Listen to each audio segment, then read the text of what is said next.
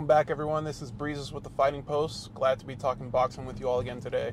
So, after this weekend's fight with Crawford versus Madrimov, it became abundantly clear how much bias there is in today's boxing landscape.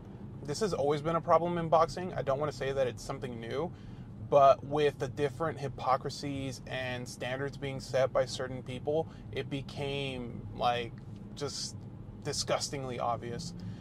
So Turki Al-Sheikh has been the catalyst for a lot of the biggest fights as of late, excluding like the Gervonta and the Canelo fights, but pretty much everyone else he's had a hand in.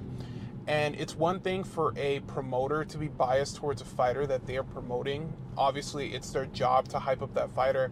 But when Turki Al-Sheikh is announcing who he wants to be the winner of a certain fight, or that he's setting up, a future fight down the line with Crawford and Canelo, it's kind of a weird place to be, because this is the guy that's funding the whole operation. This is also the guy that just recently announced partnerships with different promotional outlets and that announced partnerships with different sanctioning bodies.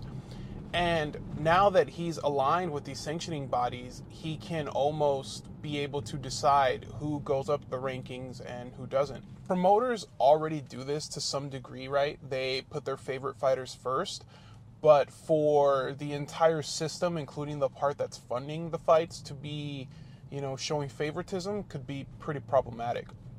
When it comes to Madrimov's performance, he did put up a valiant effort. It was a great fight.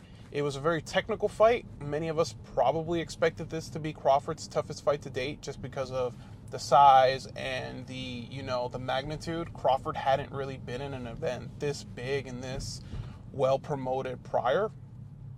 And so we knew that Crawford was going to be facing some challenges. But, with Eddie Hearn claiming that Madrimov was robbed and that, the judges got it, the judges got it wrong, I think that's also showing a level of biasness for your fighter that you're promoting. So while Madrimov did put up a good fight, it was an 8-4, 7-5 type of fight. When it comes to boxing analysts like Paulie Malignaggi and Teddy Atlas, it's no secret that they have bias towards certain fighters. Prior to the Crawford-Madrimov fight this weekend, both Paulie and Teddy were saying how easy it would be for Crawford to jump up to 168 and defeat Canelo. Paulie himself always says that Canelo is the third best super middleweight, which makes absolutely no sense because, one, Benavidez and Morrell have both moved up already to 175, and two, neither one of them have a belt in the division. And then I know that the argument there is, well, sometimes the belt holders aren't the best fighters in that division. And that could be true if there's multiple belts spread across the division, but for one fighter to have every single belt and to have fought undefeated champions when he collected them, it shows a level of resume that no one else in that division has. And I know that Canelo probably has more pull than Benavidez on a promotional and on a financial front. He was able to collect those belts in 11 months, something that Benavidez wasn't able to do in a 10-year plus career. So there's that.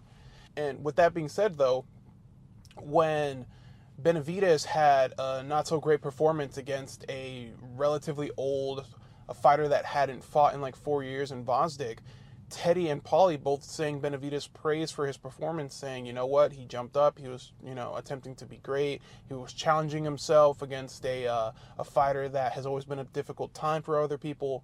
But when Canelo jumped up to 175 and fought Kovalev, who at the time was still a champion, they always tend to forget to mention that, but when he fought Kovalev, he was able to stop him in a way that no one else had been prior. But that wasn't enough.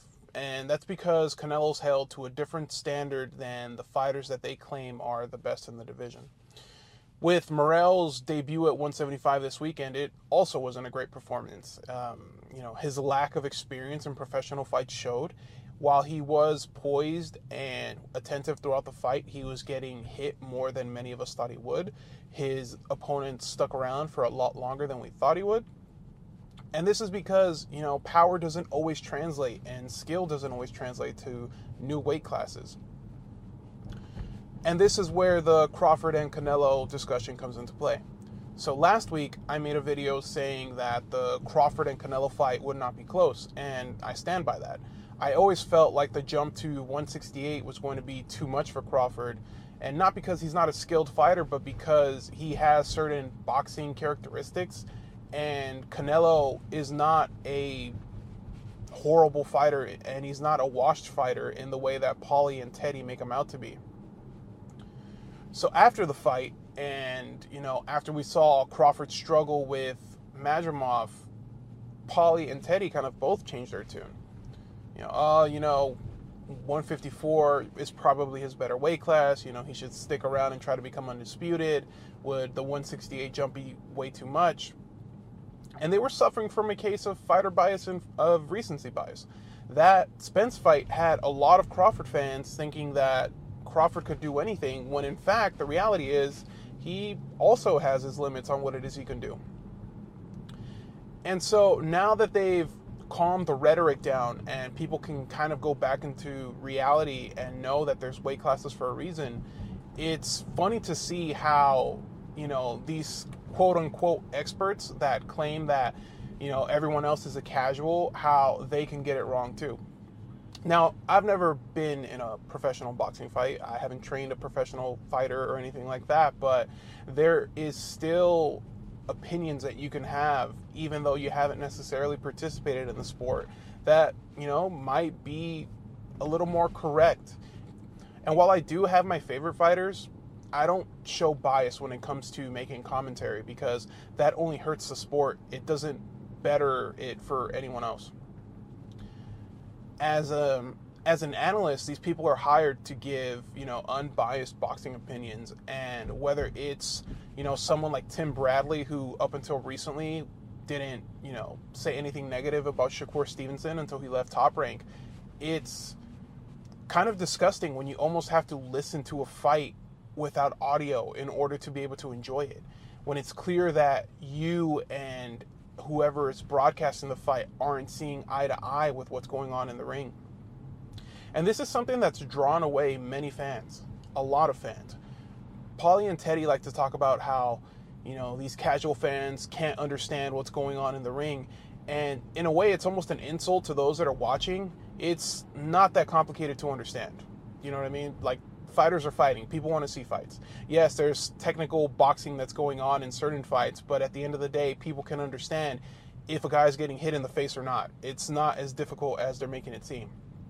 And boxing fans are never happy. Paulie talking about how, these fight cards need to, not be so long, that Turkey needs to cut down the show. I have absolutely no problem with watching a 7-hour event. As a matter of fact, as someone who pays for every single pay-per-view, I feel like I'm getting my money's worth this time around. Getting these stacked cards has never been as much of a value as it has been now. Up until recently, we were paying $80 for fights where we only wanted to see the main event. So the fact that, we're getting stacked cards with multiple fights that we're interested in is a good thing. And so, there's that aspect of it. When it comes to content creators as well, there's obviously groups within the community that support certain fighters. There's also groups in the community that are unwilling to provide a unbiased boxing narrative or unbiased commentary to, these fans that are watching. Boxing isn't the way it was before, in the sense that coverage is no longer going to be on traditional media outlets. A lot of new fans are going to get their updates from boxing socials, whether it's through YouTube, Instagram, TikTok, what have you. A lot of the information and news that's being transferred to new fans is going to be through social media. And with that being said, these content creators have a responsibility to provide narratives that aren't just for their own clicks, but that cover the boxing landscape in as much of an unbiased way as they possibly can. What's turned a lot of old boxing fans off has been the lack of competitive fights, the clear bias towards certain fighters, knowing that the judges typically get it wrong for the A side. And I think that lately on that front, boxing has been doing a little bit better, but there's still a lot of things that need to be done before, this becomes a sport that is enjoyable to watch again. While people think that, they're just providing content, really we're just creating further division amongst boxing fans. And at this point, there's not many of us left. We want to continue enjoying these fights. We all want to find out who the best fighter in each division is. Fighters also show bias towards fighters that are within their stable. People are going to stick with who their guy is, and if they've decided that that's going to be, the team or the camp that they stick with, then they'll just stay there. And there's nothing wrong with being loyal or anything like that, but you still owe boxing fans and the general public an unbiased opinion and, a civilized discussion so that we can all kind of have these objective boxing discussions. With that said, this is obviously something that's never going to change in the sport. There's always going to be, bias with certain fighters, with certain promotional companies, but I just think it's interesting how it played out in the last week or two. With that being said, I'd like to hear a little bit more about experiences you guys might have had when it comes to some of the hypocrisies in boxing.